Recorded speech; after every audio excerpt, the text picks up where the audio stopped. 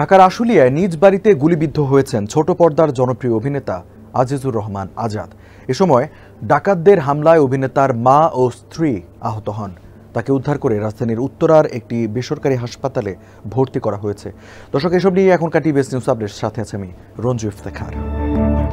22 ফেব্রুয়ারি শনিবার দিবাগত রাতে আশুলিয়ার জিরাবো এলাকায় অভিনেতার বাড়িতে হানা দেয় ডাকাতরা। এ সময় বাড়ির তৃতীয় তলায় অবস্থান করছিলেন আজাদ। রাত 2:45টার দিকে বাড়ির দ্বিতীয় তলায় রান্নাঘর থেকে শব্দ পেয়ে নিচে নেমে আসেন এই অভিনেতা। রান্নাঘরের দরজা খুলে ভেতরে প্রবেশ করা মাত্রই তাকে লক্ষ্য করে কয়েক রাউন্ড গুলি ছোড়া হয়। এ সময় তার দুই পায়ে 3টি গুলি লাগে। অভিনেতা আজাদের মা ও স্ত্রী সেখানে গেলে তাদেরও মারধর করে ডাকাতরা। এরপর আরও কয়েক রাউন্ড গুলি ছুড়ে ঘটনাস্থল থেকে পালিয়ে যায় তারা।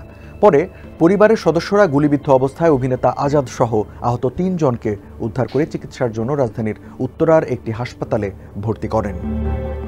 অভিনেতা আজাদের ওপর গুলির ঘটনায় ঢাকা জেলার পুলিশ সুপার মোহাম্মদ আনিসুজ্জামান জানান, ঘটনাটি জানার পর রাতেই পুলিশ ঘটনাস্থল পরিদর্শন করার পাশাপাশি জড়িতদের শনাক্তে কাজ শুরু করেছে।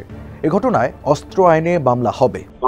দোতলায় গ্রিল কেটে রান্না করে ঢুকছিল তখন টের পাইছিল এই যে যারা মানে ক্ষতিগ্রস্ত আর কি ভিকটিম উনি ওনার ওয়াইফ দরজা খুলে যখন রান্নাঘরের দরজা খুলছে তখন ওই তারা পালানোর জন্য পায়ে গুলি করছে। হ্যাঁ, ডাকাতি না অন্য কোনো কিছু, এটাতে একটু সময় ওকে ধরলে, আসামিকে ধরলে বা আরো কিছু মোটিভ দেখলে বুঝতে পারবো ডাকাতি নাকি পূর্ব শত্রুতার যে এইটুকু এখন পর্যন্ত বলতে পারবো, কিন্তু একটু তদন্ত করি। দর্শক, এই ছিল এখনকার টিভিএস নিউজ আপডেটস। আর সংবাদ ও এর বিশ্লেষণ জানতে টিভিএস এর সাথেই থাকুন।